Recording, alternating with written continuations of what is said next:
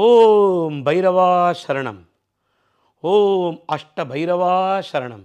உங்கள் அபிமான பக்தி பாடகர் வீரமணி கண்ணனின் பணிவான வணக்கங்கள். பக்தி நேரம். இன்னைக்கு பார்க்க போகிற ஆன்மீக தகவல் பைரவர் வழிபாடு. ஓம் பைரவா தேவராஜ சேவியமான பாவனாங்கிரி பங்கஜம் வியாலயக்யசுத்திரமிந்து சேகரம் கிருபாகரம் நாரதாதி யோகி விருந்த வந்திதம் திகம்பரம் காஷிகாபுராதிநாத காலபைரவம் பஜே காலபைரவம் பஜே காலபைரவம் பஜே காஷிகாபுராதிநாத காலபைரவம் பஜே. இந்தியா முழுக்க இந்த மகா கும்ப மேளா கோலாகலமாக கொண்டாடி கொண்டிருக்கிறார்கள். ஆங்காங்கே உலகத்தின் வெவ்வேறு பகுதியிலிருந்து இந்த காசி மாநகரத்துக்கு வந்து இந்த அற்புதமான மகா கும்ப மேளாவினை அந்த தீர்த்தத்திலே நீராடி தங்களுடைய பாவங்களை போக்கி நீராடி புனர்ஜென்மம் எடுத்து வருகிறார்கள். இந்த நேரத்திலே இன்னைக்கு நாம் உங்களிடையே பகிர்ந்து கொள்ளப் போகும் விஷயம் ஆன்மீக அற்புதமான தகவல் பைரவர் வழிபாடு. தேய்பிறை அஷ்டமியிலே பைரவரின் வழிபாடு செய்வது சாலச் சிறந்ததாகும். சிவபெருமானின் முகூர்த்தங்களில் முக்கியமான ஒரு முகூர்த்தம்தான் நமது பைரவர். இந்த பைரவர் பார்த்திங்கன்னா ஒரு கையில் சூலாயுதமும் அவருக்கு வாகனமாக நாய் வாகனமாக கருதப்படுகிறது. அதே போன்று பைரவர் அஷ்ட பைரவராக நமக்கெல்லாம் காட்சி தருகிறார். அதிலே காசியிலே புனித மனித ஜென்மத்தின் பாவங்களை தீர்க்கும் சர்வரோக நிவாரணியாக மகா கால பைரவர் நீங்கள் பார்க்கலாம். மிகப்பெரிய மீசையோடு பகவான் பைரவ மூர்த்தியாக காசியிலே காட்சி தருகிறார். அதிலும் கபால பைரவர் அந்த கபாலங்களை அணிந்து கொண்டு கபால மூர்த்தியாக, சிவபெருமானுக்கு கபால மூர்த்தி என்ற பெயர் மயிலாப்பூரில் அதுதாங்க அவ்வளோ விசேஷம். கபாலீஸ்வரர் என்ற பெயர் என்னென்னா, மயிலாப்பூரே ஒரு பைரவ க்ஷேத்திரம்.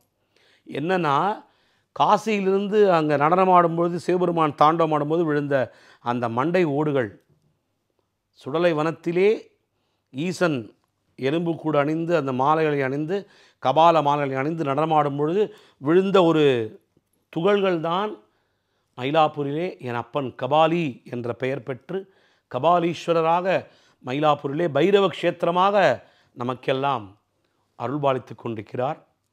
இந்த தேய்பிறை அஷ்டமியிலே பைரவருக்கு பிடித்தமான வெல்லம் இதெல்லாம் நைவேத்தியம் வைத்து, பைரவருக்கு பிடித்தமான சர்க்கரை பொங்கல் நைவேத்தியம், அதே போன்ற பைரவருக்கு ரொம்பவும் உகந்த இந்த தேய்பிறை அஷ்டமியிலே நெய் விளக்கேற்றி அவரை பரவசப்படுத்தி நமக்குள்ள அந்த நடக்கும் வாழ்க்கையில் அத்தனை போராட்டங்களையும் ஒரு முடிவுக்கு கொண்டு வரும் ஆற்றல் படைத்தவர் பைரவர். நல்லா பாருங்கள், பைரவர் அவருடைய கோலம் பார்த்திங்கன்னா ஒன்றுமே இருக்காது. என்ன அதான் வாழ்க்கைன்னா அதான். போகும்போது எதையும் நாம் கொண்டு போக போகிறதில்ல. எப்படி பிறந்தோம், நம்ம பட்டாடையோடு பிறந்தோமா, இல்லை பெரிய அப்படின்னா ஆடை ஆபரணத்தோடு பிறந்தோமா? கர்ணன் ஒத்தந்தான் கவச குண்டலத்தோடு பிறந்தார். அதுக்கும் ஒரு காரணம் இருந்ததுனால்தான் கர்ணன் கவச குண்டலத்தோடு பிறந்தார். சூரிய பகவானின் மகன். அந்த கர்ணன் ஒருவரை தவிர நாம் எல்லோரும் எதை கொண்டு வந்தோம், எதை கொண்டு போகிறோம், எதை கொண்டு வந்தோம், எதை கொண்டு போக போகிறோம் என்ற பழமொழிக்கு ஏற்ப நாம் பிறந்தது, இப்போ வாழறது, போகும்போது கூட அந்த ஒரு வேஷ்டியை கூட கோமணத்தை கூட வெட்டியான் உருவிடுவான். அது என்ன தத்துவம்னா, இந்த உலகத்தில் எதுவுமே நமக்கு என்று நிரந்தரமில்லை. இன்று உன்னுடையது என்று எது கருதுகிறாயோ அது நாளை வேறொருடையாகும். நேற்று ஒருவனுடையது அது இன்று உனக்காக அது இருக்கப்பட்டது. இன்று உனக்காக இருக்கிறது அது நாளை வேறு ஒருவனுக்காக உருவாக்கப்பட்டது. இதுதான் லைஃப். இந்த வாழ்க்கை முறையை நாம் தெரிந்து கொண்டு இதற்கு ஏற்றாற்போல் நம்முடைய வாழ்க்கையை அமைத்து கொண்டால் எந்த விதமான பொறாமை, எந்த விதமான தீய குணங்கள், காமம், குரோதம், லோபம், மோகம், மதமாச்சரியங்கள் அனைத்தும் நம்மிடமிருந்து போய்விடும். எல்லா கெட்ட குணமும் போயிடுங்க. நமக்கு இந்த வாழ்க்கை புரிஞ்சிடுச்சுன்னு வச்சுக்கோங்களேன். நான் சொல்கிறது அதே தான் திருப்பி திருப்பி. வாழ்க்கையில் செல்வம் என்பது ரொம்ப முக்கியம், இல்லைன்னு சொல்லலை. ஆனால் அந்த செல்வம் என்பது ஒரு எக்ஸ்டெண்ட் வரைக்கும் தான். அது மேலே மேலே மேலே மேலே ஆசைப்பட்டு என்ன என்ன கொண்டு போகிறோம்? கடைசியில் உங்கள் செல்வத்தை வேறு யாரும் அனுபவிப்பாங்க. எல்லாவற்றிலும் ஒரு அளவுகோல் வைக்க வேண்டும். இப்போ நீங்கள் உடனே உங்களுக்கு என்ன சார், நீங்கள் 100 கோடி கொடுத்தா வேணான்னுவீங்களா? நீங்கள் என்ன கேள்வி கேட்பீங்க. சத்தியமாக சொல்கிறேன், 100 கோடி எனக்கு தேவை கிடையாது. எனக்கு எதுக்கு 100 கோடி? எனக்கும் என் குடும்பத்திற்கும் 100 கோடி தேவையா? சொல்லுங்கள். கடவுள் கொடுத்தானா அது வேறு வழி. அது அவருடைய ஜென்மத்திலே அப்பேற்பட்ட பணத்தை அவர் பார்க்க வேண்டும் என்று இருந்ததுன்னா அது நடக்கட்டும். நம்ம போய் அந்த பணம் அதாவதுங்க, பணம் சம்பாதிக்கிறது ஒரு லட்சியம் இருக்கணும். அது வெறியாக மாறக்கூடாது. எப்பொழுது வெறி வரும்? ஒரு விஷயத்துக்கு மேலே அன்லிமிட்டடாக நம்ம ஆசை வச்சு அதை அடைஞ்சே தீரணும், அதை டு த எக்ஸ்ட்ரீம் போடணும் போது தான் அது வெறியாக மாறும். ஸோ லட்சியம் என்பது ஒரு உயரிய சிந்தனையோடு நேர்மையான முறையிலே நாம் சம்பாதித்து இறைவன் அருளோடு ஒரு லிமிட்டோடு அதை நிறுத்திடணும் எல்லாமே. அதனால்தான் அளவுக்கு மிஞ்சினால் அமிர்தமும் நஞ்சு என்று பெரியவங்களால் சொல்லப்பட்டிருக்கிறது. சர்க்கரையாக தானேங்க, காப்பியில் சர்க்கரை போடுறோம், 1 teaspoon, 2 teaspoon, 1.5 teaspoon, daily 4 teaspoon போட்டுப்பீங்களா? என்ன ஆகும்? 1 மாதம் சுகர் வந்துடும் உங்களுக்கு. அதனால தான் பணமும் அதே மாதிரி தான். இன்றைக்கி நான் இப்போ நீங்கள் என்கிட்ட கேளுங்க என்ன டார்கெட்னு. நான் 3 கோடி தான் என் டார்கெட் என் லைஃப்பில். 3 கோடி சம்பாதிச்சேன்னா நான் ஓய்வு பெற்றுருவேன். ஏன்னா அந்த பணத்தை வச்சுன்னு என்னால் முடிஞ்ச தர்ம காரியங்களை செய்வேன். என் குடும்பத்துக்கு வச்சது போக நான் சேரிட்டி பண்ணுவேன். இதுதான் என்னுடைய டார்கெட். நீங்கள் 3 கோடிலாம் என்ன மாத்திரை சார், வெளில போங்க சார், 150 கோடி இறங்க சொல்லிட்டு போ. வாயில் ஏங்க வாயில் எவ்வளோனா வடை சொல்லாங்க. நான் சொல்வது நேர்மையான முறையிலே அளவுகோல் வைத்து பணத்தின் மீது பற்று இல்லாமல், அளவற்ற பற்று இல்லாமல். நான் பணத்தை வெறுக்காதீங்கன்னு சொல்ல, பணம் முக்கியம் ரொம்ப. பணத்துக்கு நீங்கள் மதிப்பு கொடுத்தா தான் லக்ஷ்மி உங்ககிட்ட இருப்பா. ஆனால் அதே நேரத்தில் அது வெறியாக மாறி மற்றவரின் வாழ்க்கையை பாழ்படுத்தும் நோக்கில் எதுவுமே இருக்கக்கூடாது என்றைத்தான் நான் இங்கே சொல்கிறேன். சரி, அப்பேற்பட்ட பணம், உழைக்கிற பணம் தங்க மாட்டேங்குது சார். அதுக்குத்தான் இந்த தேய்பிறை அஷ்டமி பைரவர் வழிபாடு. சம்பாதிக்கிறோம், நல்ல லைஃபு நல்லா என்ஜாய் பண்ணுறோம். ஆனால் நான் திடீர் நேரத்தில் சேமிப்பு என்ற பழக்கம் இன்று நாளடைவில் காணாமல் போயிடுது. இன்றைக்கி 20,000 ரூபா வருதா, டாம் தூம் தடா புடா புடா. அடுத்த நாள் ஃப்ரெண்டுக்கு ஃபோன் பண்ணி, மச்சான் கிரெடிட் கார்டில் ஒரு 10 ரூபா கொஞ்சம் ஸ்வைப் பண்ணு. ஸோ அளவுக்கு அதிகமாக நம்ம செலவு செய்து கடன் வாங்கி அந்த 10,000 அடைக்க என்ன பண்ணுறோம்?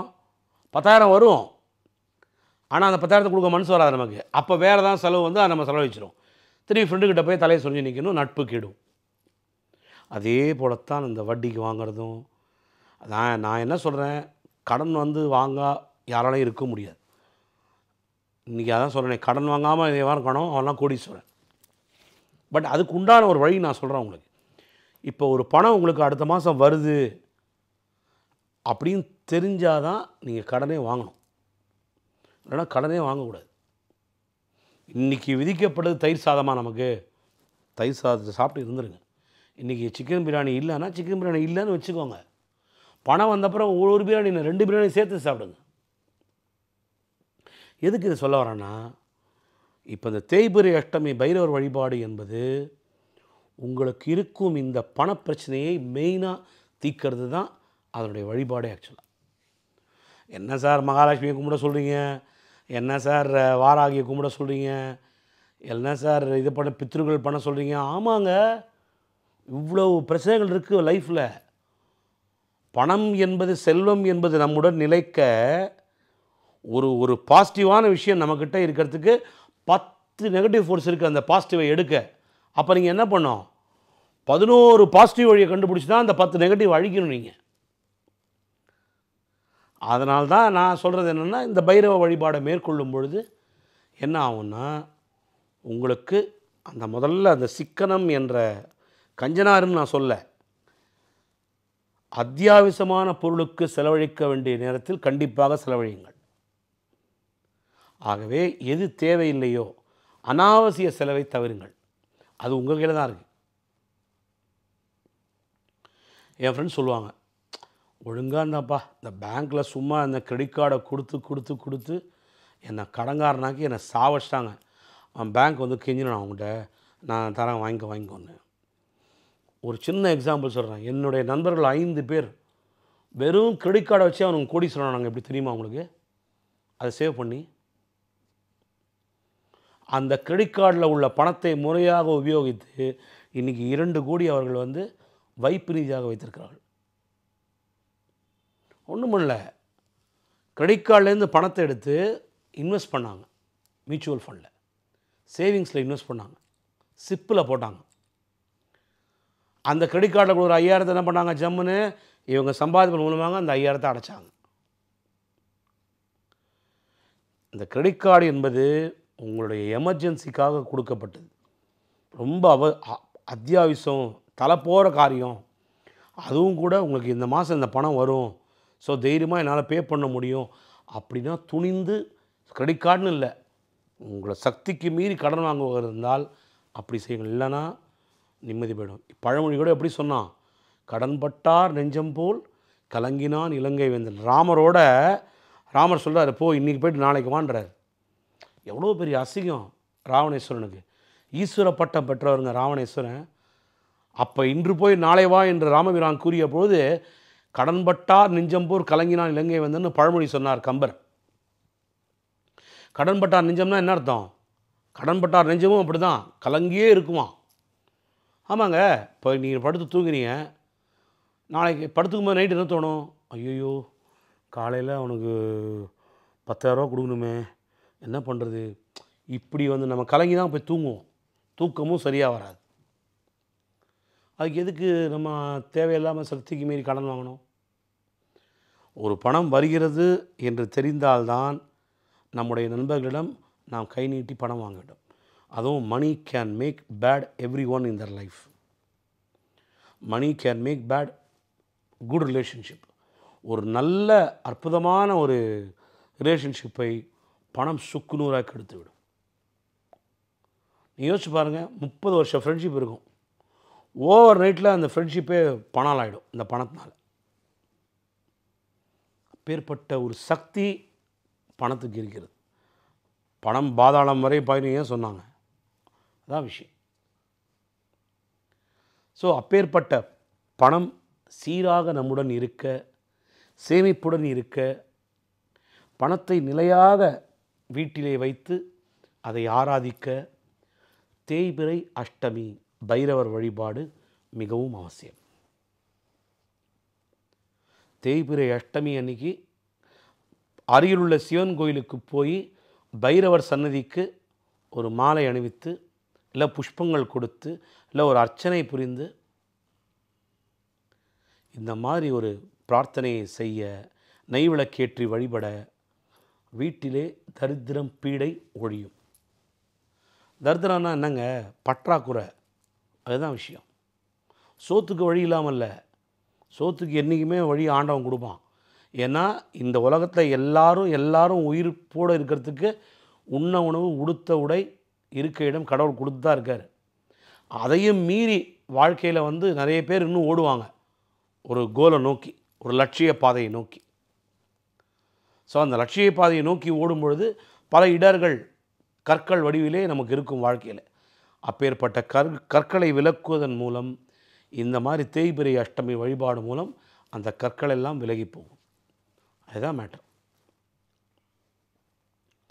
இந்த பைரவரை வழிபடும் பொழுது என்னென்னா, இதே தான் உபாசன முறை தான். காலையில் நல்லா குளிச்சுட்டு சுத்தபத்தமாக வீட்டில் சின்ன ஃப்ரேமில் பைரவரை வந்து நீங்கள் பூஜை பண்ணி, அவருடைய போற்றிகளை சொல்லி, அவருடைய காயத்ரி மந்திரத்தை சொல்லி, அவருடைய மூல மந்திரத்தை சொல்லி 11 முறை அந்த மூல மந்திரத்தை ஜபியுங்கள் கண்ணை மூடிக்கொண்டு. உண்மையாக உங்களுக்கு இருக்கும் பிரச்சனைகளை, நான் என்ன தான் சொல்கிறேன், எந்த பூஜை பண்ணாலுங்க, கடவுளோட பேசுங்க. இறைவன் உங்களோட பேசுவார் நிச்சயமாக. அப்போது அனாவசியமாக அந்த சைடில் இருக்கிற டிஸ்டர்பன்சஸ் எதுக்குமே நீங்கள் இடம் கொடுக்கக்கூடாது. அலைபாயும் மனதோடு விலை போக முடியாமல் ஒரே தேடி வந்தேன் என்று ஒரு பாடல் பாடியிருக்கிறேன். அலைபாயும் மனதோடு விலை போக முடியாமல் உறையூரை தேடி வந்தேன். இனிமேலும் உன் பிள்ளை அழ வேண்டுமோ? தீப ஒளியோடு தாயே உன் முகம் தோன்றுமோ? வரம் கேட்டு வாய் ஓய்ந்த பின்னாலும் வாராததேனம்மா? என் தாயின் கருவோடு நான் கண்ட சுகம் எல்லாம் உறையூரில் தருவாயம்மா. அம்மா வெக்காளி அம்மா. வெக்காளியம்மனை பற்றி நான் பாடிய பாடல் ஸ்ரீராம் சர்மா கவிஞர் அவர்கள் எழுதி யான் இசையமைத்து பாடிய பாடல். கருவறையில் நாம் இருந்த இருட்டு காலத்திலே எத்தனை கஷ்டத்தோடு நாம் அனுபவித்து இருந்தோம். எத்தனை கஷ்டங்கள் நமக்கு மட்டும் இல்லாத ஏன் இன்றைக்கி அம்மா அவ்வளோ வழிபடுறோம் எல்லாத்துக்கும் மேலே.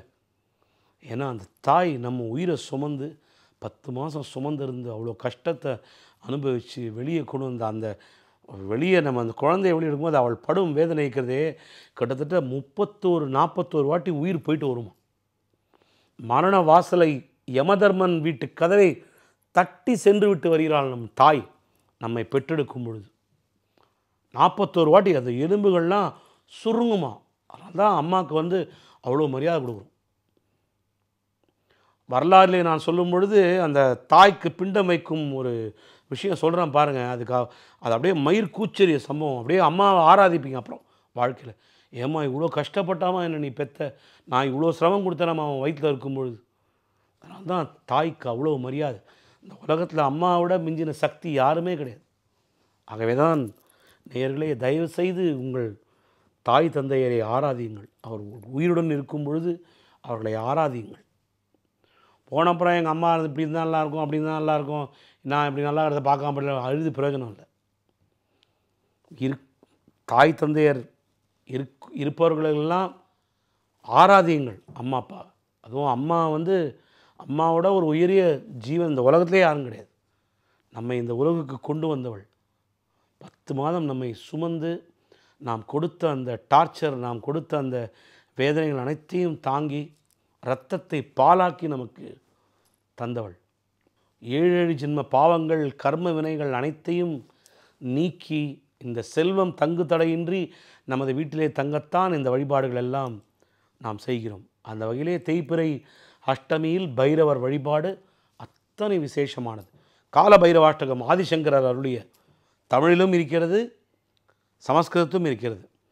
தேவராஜ சேவியமான பாவனாங்கிரி பங்கஜம் வியாலயக்ய சுத்திரமிந்துஷேகரம் கிருபாகரம் நாரதாதி யோகி விருந்த வந்திதம் திகம்பரம் காஷிகாபுராதிநாத காலபைரவம் பஜே. காலபைரவம் பஜே, காலபைரவம் பஜே, காஷிகாபுராதிநாத காலபைரவம் பஜே. பானுகோட்டி பாஸ்வரம் பவாப்திதாயகம்பரம் நீலகண்டமிப்சிதார்த்ததாயகம் திரிலோச்சனம். ஈஸ்வரனின் அம்சம், நீலகண்டனின் அம்சமாக சிவபெருமானின் முக்கியமான முகூர்த்தங்களுள் ஒன்றான பைரவ சுவாமியை வழிபட அத்தனை இடர்களும் பஞ்சாய் பறந்து போகும். கர்ம வினைகளை சுட்டரிக்கும் கடவுள்கள் தான் இந்த பைரவர், வாராகி, சக்கரத்தாழ்வார் பேர்பட்ட கடவுள்கள் எல்லாம். பிரத்யங்கிரா தேவி, சூரணி துர்கை இவர்களெல்லாம் சரபேஸ்வரர், உக்ர நரசிம்மர், அவர்களெல்லாம் கர்ம வினைகளை பொசுக்குவார்கள். அதாவதுங்க, தெரிஞ்சே பண்ணுற தப்புக்கு பிராயச்சித்தம் கிடையாது. ஆனால் தெரியாமல் பண்ணும் தவறுகளுக்கு மன்னிப்பு உண்டு. அந்த மன்னிப்பு எவ்வாறாக மன்னிப்பு அளிக்கப்படுகிறது? இந்த வழிபாடுகள் மூலமாக இறைவன் எடுத்துக்கொண்டு கர்ம வினைகளை பொசுக்கி நம்மை ஆட்கொள்கிறார். அதனால்தான் இந்த இந்த இந்த கடன் வாங்கிறது ஒரு ருணம்ன்றது என்ன, ருணம் ரோகம்ன்றது பித்ருஸ்தானம்தான். அந்த பித்ருக்களுக்கு செய்ய வேண்டிய கர்மாக்களை ஒழுங்காக செய்யாததால் அவர்களை காயப்படுத்தியதால் இந்த ருணம் ரோகம் ப்ராப்ளம் யாருக்கெல்லாம் மெயினாக இருக்கோ இந்த பிரச்சனை. இந்த பிரச்சனையை கண்டுபிடிச்சு இந்த மாதிரி வழிபாடுகள், பஞ்சமி அன்று வாராகி, தேய்பிறை அஷ்டமி அன்று பைரவர், சனிக்கிழமை சக்கரத்தாழ்வார், சுவாதி நட்சத்திரத்தன்று லக்ஷ்மி நரசிம்மர், அமாவாசை நாளிலே பிரத்யங்கிரா தேவி, பௌர்ணமியிலே லக்ஷ்மி குபேரர். பாருங்கள் எவ்வளோ ஆப்ஷன்ஸ் இருக்குது. நான் சொன்னல 10 நெகட்டிவ் ஃபோர்ஸ் இருந்தாலும் உங்கள்கிட்ட 11 பாசிட்டிவ் ஃபோர்ஸ் இருக்குது. அந்த நெகட்டிவ் எல்லாத்தையும் பொசுக்கிறதுக்கு. தேய்பிறை அஷ்டமி என்பது பௌர்ணமிக்கு அப்புறம் வரும். பௌர்ணமி 3 நிலவு பார்த்தீங்களா, அந்த பௌர்ணமிக்கு அப்புறம் வரதான் தேய்பிறை அஷ்டமி. வளர்பிறை பஞ்சமி என்பது அமாவாசைக்கு அப்புறம் வரும். இதுதான் மெயின் விஷயம், இதை ஞாபகம் வச்சுக்கோங்க. பௌர்ணமிக்கு முடிஞ்சதுக்கப்புறம் அஷ்டமி வரும். பௌர்ணமி முடிஞ்சதுக்கப்புறம் வர அஷ்டமி தான் தேய்பிறை அஷ்டமி. அதே மாதிரி அமாவாசை முடிஞ்சு வர பஞ்சமி தான் வளர்பிறை பஞ்சமி. ஸோ வளர்பிறை பஞ்சமியில் அன்னை வாராகி, தேய்பிறை அஷ்டமியில் பைரவர். இதில் இன்னும் பல விஷயங்கள் இருக்குது. சில நேரம் தேய்பிறை அஷ்டமி திங்கக்கிழமை வரும். திங்கக்கிழமெல்லாம் வந்தால் அவங்களுக்கு ஒரே கல்ல 3 மாங்காய் பிரதோஷமும் அன்றைக்கி வச்சுக்கோங்க. அட்டகாசம். சோமவார தேய்பிறை அஷ்டமி அவ்வளோ விசேஷம். திங்கக்கிழமை ஆல்ரெடி சிவனுக்கு உகந்த நாள், அன்றைக்கி தேய்பிறை அஷ்டமி, பைரவர் எப்படி இருக்கும் உங்களுக்கு? அன்றைக்கெல்லாம் தெய்வத்தினுடைய கால்களை இறுக பற்றி கொள்ளுங்கள். வெற்றி நமதே வாழ்க்கையில். அதுதான் நான் சொல்லுவேன். நம்மளுடைய தசாபுக்திகள், நம்மளுடைய ஜாதகத்தில் உள்ள எந்த கிரகத்திற்கு எப்படி நாம் பரிகாரம் செய்ய, இப்போ வரதெல்லாம் நீங்கள் தயவு செஞ்சு அதை மைண்ட்லேயே போட்டுக்காங்க. இப்போ கொடுக்குற பலன்கள் எல்லாமே பொது பலன்கள். இப்போது ஜோசியர்கள் எல்லாம் சொல்கிறார்களே, அவர்கள் கூறுவது எல்லாம் ராசிக்குண்டான பொது பலன்கள். பொது பலன்கள் என்பது ஜென்ரலாக அவங்க சொல்கிறது. இப்படி இருக்கும், அப்படி இருக்கும், இப்படி இருக்கும், அப்படி இருக்கும். உங்களது வாழ்க்கையில் நீங்கள் பிறந்த நேரம், அந்த நொடி, அதிலே அந்த ஈக்குவடார் எந்த இடத்துல பிறந்தீங்க, அதெல்லாம் ரொம்ப முக்கியம். அது இருந்தால் தான் துல்லியமாக உங்கள் வாழ்க்கையில் இப்போ என்ன தசை நடந்து இருக்கிறது, என்ன தசையிலே என்ன புக்தி நடக்கிறது, அந்த புக்திக்கு எது சாரம் வாங்கியிருக்கு, இவ்வளோ இருக்குங்க ஜோசியத்தில். சும்மா ஜஸ்ட் லைக் தட் இவங்க சொல்கிறதெல்லாம் பொது பலன்கள். சனி பெயர்ச்சி, மகரத்துக்கு 60%, கும்பத்துக்கு 70%, இதெல்லாம் பொது பலன்கள். உண்மையான பலன் நீங்கள் அறிந்து கொள்ள வேண்டுமென்றால், உண்மையான பரிகாரம் உங்களுக்கு தெரிந்து கொள்ள வேண்டுமென்றால், உங்களுடைய ஜாதகத்தை எடுத்துக்கொண்டு ஒரு நல்ல ஜோசியரிடம் கொடுத்து என்ன தசை நடந்து கொண்டிருக்கிறது, அந்த தசையில் என்ன புக்தி. ஏன்னா இப்போ ஃபார் எக்ஸாம்பிள் பாருங்கள், எனக்கு நடக்கிறது சனி தசை. சனி தசையில் எனக்கு புதன் புக்தி நடக்கிறது. சனியும் புதனும் ஃப்ரெண்ட்ஸு. ஓகே, உங்களுக்கு சனியும் புதனும் ஃப்ரெண்ட்ஸு. ஸோ இப்போ சனியும் புதனும் இல்லை, சனியும் செவ்வாயும் ஃப்ரெண்ட்ஸ். இப்போ சனியும் புதனும் பகை. ஸோ அப்போ சனி தசையில் புதன் புக்தி இருந்தால் உங்களுக்கு பிடிக்காத உங்கள் வீட்டில் அப்படி இருக்கும். அது மாதிரி அதே மாதிரி குருவும் சனியும் பகை. சனியும் செவ்வாயும் க்ளோஸ். சனி தசையில் செவ்வாய் புக்தி நடக்கும் பொழுது அவர்களுக்கு வீடு, வாகனம் எல்லாம் அப்படி அமையும். அதனால தான் உங்களுடைய என்ன தசை நடக்கிறது என்பதை பார்த்து அதன் உள்ள புக்தி அப்புறம் சாரம் ஒன்று வாங்கியிருக்கும். அது என்ன சாரம், அந்த சாரமும் பகை கிரகமாக இருந்தால் அதுக்கு உண்டான பிரீதி எல்லாத்தையும் பண்ணணும். இப்படி பரிகாரம் செய்வது மூலமாகத்தான் உங்களுடைய கர்ம வினையின் அளவினை குறைக்க முடியும். ஆகவே பைரவர் வழிபாட்டிலே முக்கியமானது செல்வம் தங்குவதற்கு, அந்த செல்வத்தை நாம் சேமிப்புடன் வைத்திருப்பதற்கு தேய்பிறை அஷ்டமியில் பைரவர் வழிபாட்டை மேற்கொண்டு பைரவரின் அருளை பெற்றிடுங்கள் என்று கூறி வாழ்க்கையில் மகோன்னதமான நிலையை அடைய பிரார்த்திப்போம். இந்த ஆன்மீக தகவல் இத்துடன் முடிகிறது. மீண்டும் மற்றும் ஒரு சுவையான தகவலோடு உங்களை சந்திக்கிறேன். நான் உங்கள் அபிமான பக்தி பாடகர் வீரமணி கண்ணன்.